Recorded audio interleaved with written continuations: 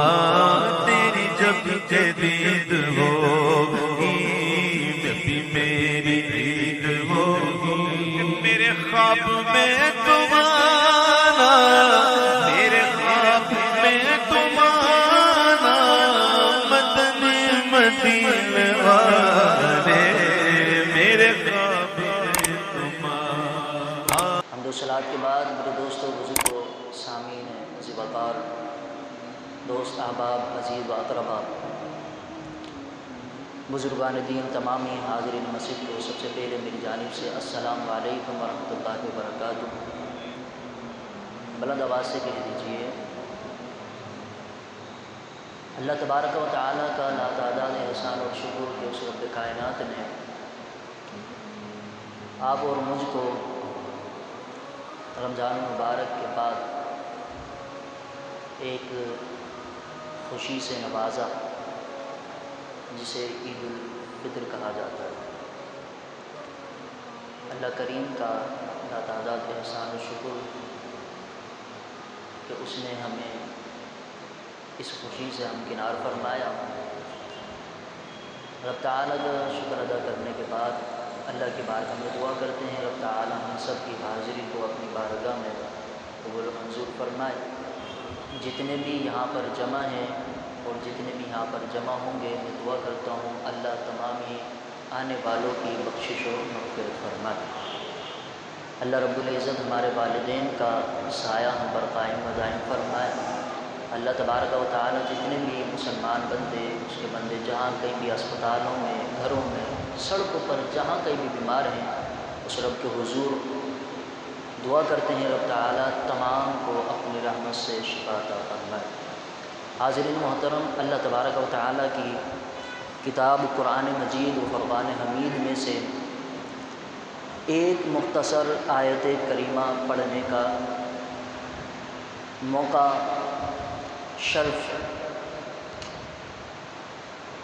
ملا ہے۔ اللہ کی بارگاہ میں دعا کرتے ہیں رب تعالیٰ مجھے اس سے آیت مبارکہ کے تحت چند باتیں عرض کرنے کی اللہ رب العزت توفیق عطا فرمائے اور آپ کو مجھ سب کو ہم سب کو اس پر عمل کرنے کی توفیق عطا فرمائے۔ آواز سمجھ میں آ رہی ہے؟ حاضرین محترم وقت میرے پاس بالکل مختصر ہے۔ نماز 7:45 پر ہے اور 40 پر ہمیں اپنی گفتگو کو اختتام کرنا ہے۔ حاضرین محترم قرآن مجید و فرقان حمید کی ایک آیت کریمہ پڑھی گئی جس کے متعلق رب کائنات ارشاد فرمائیں کہ لئن شکرتم لازیدنکم ولئن کفرتم ان عذابی لشدید۔ اس آیت کریمہ کا ترجمہ بڑا مشہور و معروف ہے، مختصر میں عرض کر دیتا ہوں کہ اللہ نے یہاں ارشاد فرمایا کہ تم میری نعمتوں کا شکر ادا کرو میں تمہاری نعمتوں کو بڑھا دوں گا۔ یہ قرآن کا فیصلہ ہے، اللہ کا وعدہ ہے۔ شکر کس طریقے پر کن چیزوں پر ادا کرنا ہے؟ سوال یہ ہے کہ شکر اس پر ادا کرنا ہے کہ رب تعالیٰ صبح اٹھاتا ہے رات مار دیتا ہے، رات مارتا ہے صبح کسی کو جگا دیتا ہے؟ کیا شکر اس پر ادا کرنا ہے کہ صبح کیا کھلاتا ہے دن کیا کھلاتا ہے؟ کیا شکر اس پر ادا کرنا ہے صبح کیا پلاتا ہے دن کیا پلاتا ہے رات کیا پلاتا ہے؟ کیا شکر اس پر ادا کرنا ہے کہ اس نے ایک بیٹی کے بعد بیٹا عطا کر دیا، یا شکر اس پر ادا کرنا ہے کہ بیٹی سے پہلے بیٹا عطا کر دیا؟ کس چیز پر شکر ادا کرنا ہے؟ جب رب کائنات کی جب ہم نے سوال کیا رب تعالیٰ کی بارگاہ میں مولا یہ شکر ادا کرنے کا جو کہا جا رہا ہے کہ لئن شکرتم لازیدنکم، کہ تم میری نعمت پر شکر ادا کرو اور پھر اس پر میری رحمتوں کا نزول دیکھو کہ تم پر کس طریقے سے رحمتیں نچھاور ہوتی ہیں، یعنی ہر ایک نعمت پر شکر ادا کرنا ہے۔ اب وہ نعمت آپ گنتے چلے جائیں کیا کیا نعمت ہے، کون کون سی نعمت ہے جس کا رب تعالیٰ نے حکم فرمایا کہ ہر ایک نعمت پر شکر ادا کرو۔ تو نعمت جب دیکھا گیا، اللہ نے ایک عرصے کے بعد بندے کو بیٹی عطا فرمائی، وہ بھی ایک نعمت ہے، بیٹا عرصے کے بعد عطا فرمایا، وہ بھی ایک نعمت ہے، کسی غریب کے پاس صبح کھانے کو نہیں تھا لیکن مل گیا، یہ بھی رب تعالیٰ کی نعمت ہے، اگر رات میں کھانے کے لیے نہیں تھا رب تعالیٰ نے وہ عطا کر دیا، یہ بھی رب تعالیٰ کی نعمت ہے۔ لیکن جب اللہ تبارک و تعالیٰ نے یہ سب نعمتیں دے دی اور نعمتیں دے کر فرمایا لئن شکرتم لازیدنکم، کہ تم میری نعمتوں کا شکر ادا کرو، تو پھر نعمت کے اندر اولاد بھی آتی ہے، نعمت کے اندر والدین بھی آتے ہیں، نعمت کے اندر سیدنا صدیق اکبر کی ذات بھی آتی ہے، سیدنا عمر فاروق کی ذات بھی آتی ہے، عثمان غنی کی ذات بھی آتی ہے، علی المرتضیٰ کی ذات بھی آتی ہے۔ یہ سب نعمتیں اللہ کی ہیں کہ اللہ نے ایسا ابو بکر صدیق عطا فرما دیا ہے، یہ بھی ایک نعمت ہے۔ اللہ نے عثمان غنی عطا فرما دیا ہے، یہ بھی ایک نعمت ہے۔ اللہ نے حیدر کرات عطا فرما دیا ہے، یہ بھی ایک نعمت ہے۔ یہ صحابہ اللہ کی نعمت ہیں، یہ ولی اللہ کی نعمت ہے، یہ نبی اللہ کی نعمت ہے۔ آدم سے لے کر عیسیٰ تک حضور نبی کریم علیہ السلام کی ذات مبارکہ، حضور آخری نبی، آدم سے لے کر عیسیٰ تک یہ سارے اللہ کے نبی ہیں، یہ سب نعمت ہیں۔ لیکن رب تعالیٰ نے فرمایا کہ میری ہر ایک نعمت پر شکر ادا کرنا ہے۔ تو رب تعالیٰ کی بارگاہ سے جواب آتا ہے، اے بندہ خدا اگر تو نعمت پر شکر ادا کرنا چاہتا ہے تو آدم کو نبی مانا ہے، اس پر بھی شکر ادا کر لے کہ آدم تجھے دے دیا گیا ہے، موسیٰ تجھے دے دیا گیا ہے، عیسیٰ تجھے دے دیا گیا ہے، نوح تجھے دے دیا گیا ہے۔ رب تعالیٰ نے فرمایا کہ ہم نے قرآن بھی تمہیں دیا ہے، جب قرآن تمہیں دے دیا تو اس پر بھی شکر ادا کرنا ہے، اگر ہم نے محمد تمہیں دے دیا ہے تو اس پر بھی شکر ادا کرنا ہے۔ فرمایا اگر تمہیں محمد دے دیا ہے اس پر بھی شکر ادا کرنا ہے، اگر قرآن دے دیا ہے اس پر بھی شکر ادا کرنا ہے۔ یہ نہیں ہے کہ شکر صرف ان پر ادا کرو کہ صبح کھایا ہے تو بس اسی پر شکر ادا کرنا ہے، رات پیا ہے تو اسی پر شکر ادا کرنا ہے۔ فرمایا نہیں، اگر چل رہے ہو تب بھی شکر ادا کرو کہ مولا تیرا شکر ہے کہ ہم جیسا جو چلنے کی طاقت نہیں رکھتا تھا ہمارے ساتھ چل رہا تھا، گر پڑا تیرے حکم سے، لیکن مولا تیرا شکر ہے کہ تو ہمیں چلا بھی رہا اٹھا بھی رہا ہے۔ لئن شکرتم لازیدنکم، کہ تم شکر ادا کرو۔ شکر رب تعالیٰ کا بندہ ہر حال میں ادا کرو۔ کم ملا مولا تیرا شکر ہے، زیادہ ملا مولا تیرا شکر ہے، چل رہا ہے پھر رہا ہے۔ میں اکثر کہا کرتا ہوں کہ اگر کسی کا چھوٹا بچہ فوت ہو جائے تو بندہ اس پر بھی شکر ادا کرے۔ کیوں؟ مولا میں اس لائق نہیں تھا، لیکن تو نے اپنی یہ نعمت، اپنا یہ بندہ مجھ سے لے لیا ہے، تیرے حکم سے یہ تیرے پاس آ گیا ہے، لیکن مولا اس کا آنا بھی میرے لیے رحمت ہے، اس کا جانا بھی میرے لیے رحمت ہے۔ اس کا آنا بھی میرے لیے رحمت ہے، اس کا جانا بھی میرے لیے رحمت ہے۔ اب وہ آنا رحمت کیسے؟ آنا ایسے ہے کہ اولاد نہیں تھی، کافی عرصے بعد اولاد عطا ہو گئی، یہ نعمت۔ رحمت کیسے ہے؟ چھوٹا بچہ تھا، ابھی ہوا تھا، عرصہ گزرا ہی نہیں تھی، بلوغت آئی نہیں تھی، سرکار نے ارشاد فرمایا کہ اگر کسی کا بچہ بلوغت سے پہلے فوت ہو جائے، حضور نے ارشاد فرمایا پھر وہ بچہ بروز محشر اس کو جنت میں لے کر جائے گا، پھر وہ سہارا بنے گا اس کا، تو وہ رحمت بنی اس کے لیے۔ تو فرمایا لئن شکرتم لازیدنکم، جو نعمت تمہیں ملتی چلی جائے اس پر شکر ادا کرتے رہو۔ اب یہ رمضان ملا، رمضان کے بعد اللہ نے یہ ایک ایسا تہوار عطا فرما دیا کہ اس میں اپنا تو اپنا پرایا بھی سامنے کھڑے ہو کر کہتا ہے آ میرے بھائی مجھ سے گلے مل لے۔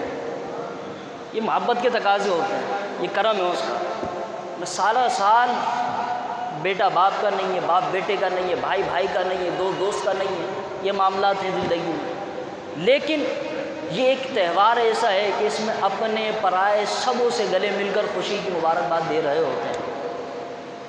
تو فرمایا لئن شکرتم لازیدنکم، کہ جس سے تم منہ موڑتے تھے نا، آج تم اسی سے گلے مل رہے ہو نا، تو فرمایا یہ اسی کی وجہ سے مل رہے ہو جس نے تمہیں پیدا کیا۔ لئن شکرتم لازیدنکم، اس کا شکر ادا کرو کہ جو تم سے پورے سال نہیں ملتا تھا، آج وہ تمہارے پاس آ کر خود اپنی انا کو زمین پر گرا کر تمہارے لیے اپنے سینے کے دروازے کھول کر بیٹھا ہے اور کہہ رہا ہے کہ آ جاؤ آج مجھ سے گلے ملو۔ نفرتوں کے پہاڑوں کو گاڑ کر زمین میں کہہ رہا ہے کہ آ جاؤ مجھ سے گلے ملو۔ لئن شکرتم لازیدنکم، کہ ہر ایک نعمت پر شکر ادا کرو۔ جو تمہیں مل رہا. یہ رمضان مبارک آیا، یہ کیا دے کر گیا؟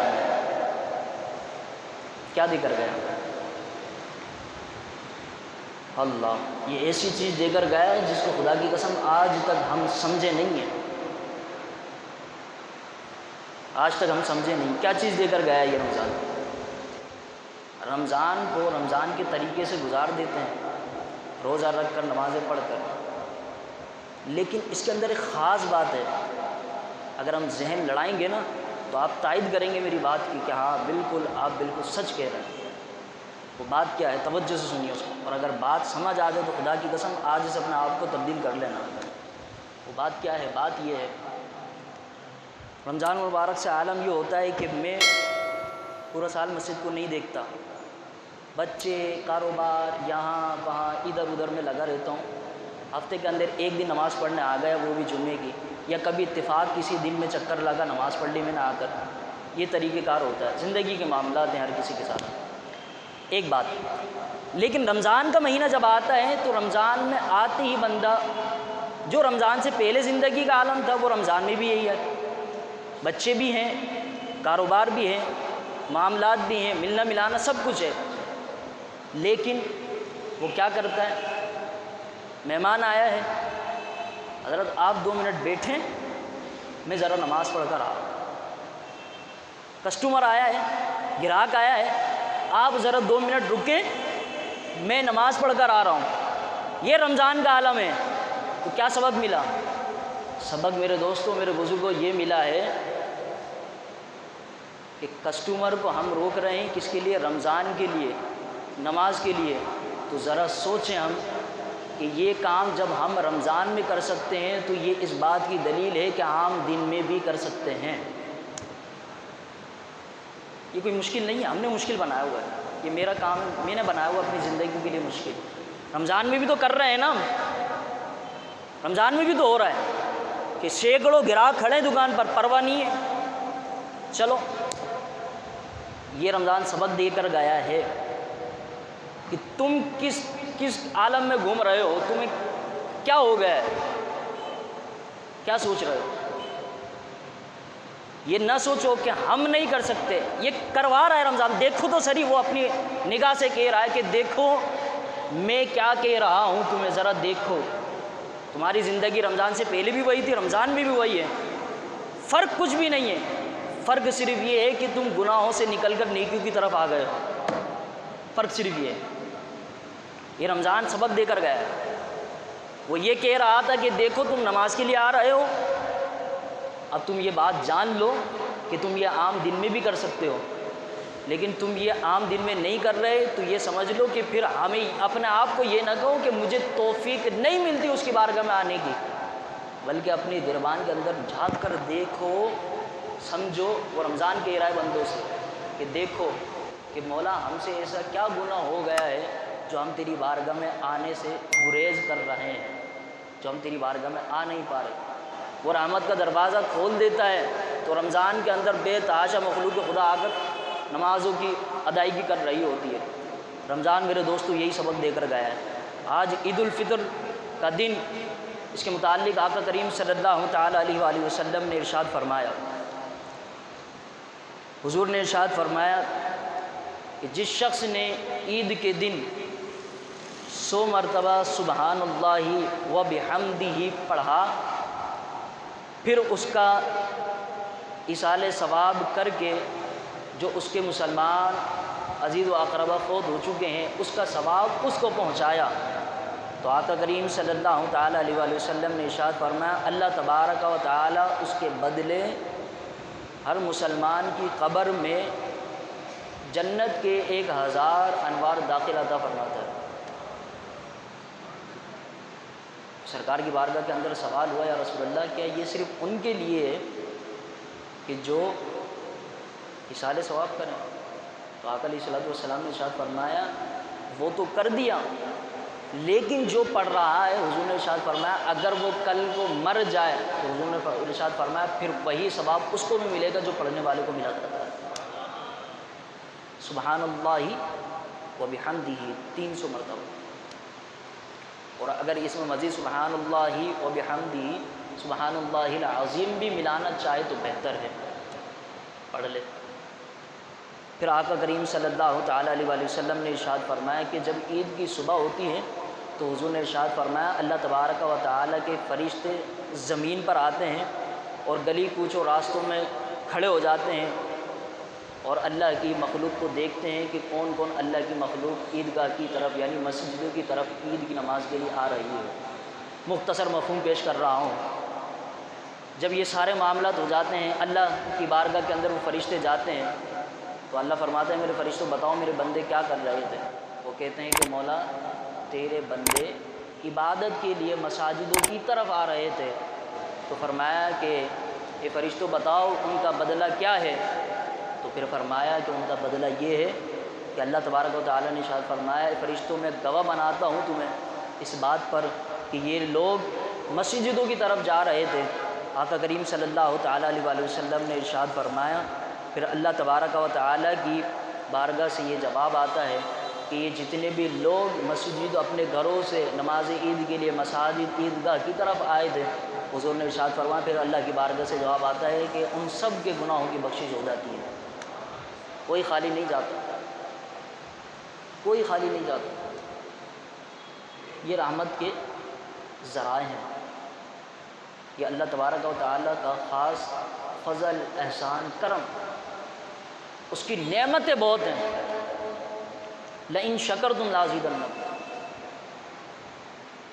کہ تم شکر تو ادا کرو، صرف کھانا پینا نہیں، فرمایا شکر۔ اور جنہوں نے لقمہ لینے پر بھی شکر ادا کیا، پھر آج ایسی ہستیاں اور ایسے دنیا کے اندر لوگ بھی موجود ہیں جو ہر نوالے پر ہر ایک قدم پر رب تعالیٰ کا شکر ادا کرتے ہیں۔ تو جب شکر ادا کیا جاتا ہے تو اللہ تبارک و تعالیٰ مزید ان کی زندگی میں کامیابی عطا فرما دیتا ہے۔ ایسے بھی ہیں ہر جگہ پر شکر ادا کرنا، ہر نوالے پر شکر ادا کرنا، ہر چیز پر کم ملا زیادہ ملا، خود کے لیے کوئی غمی ہے لیکن مولا تو بہتر جانتا ہے میرے حق میں کیا ہے، شکر ادا کرتا ہوں اس پر۔ بچی تھی مولا لے لی، کافی عرصے بعد عطا کی تھی، مولا تیرا شکر ہے، جس حال میں تو نے رکھا ہے نا بس کافی ہے۔ یہ رب تعالیٰ کا شکر ادا کرنا۔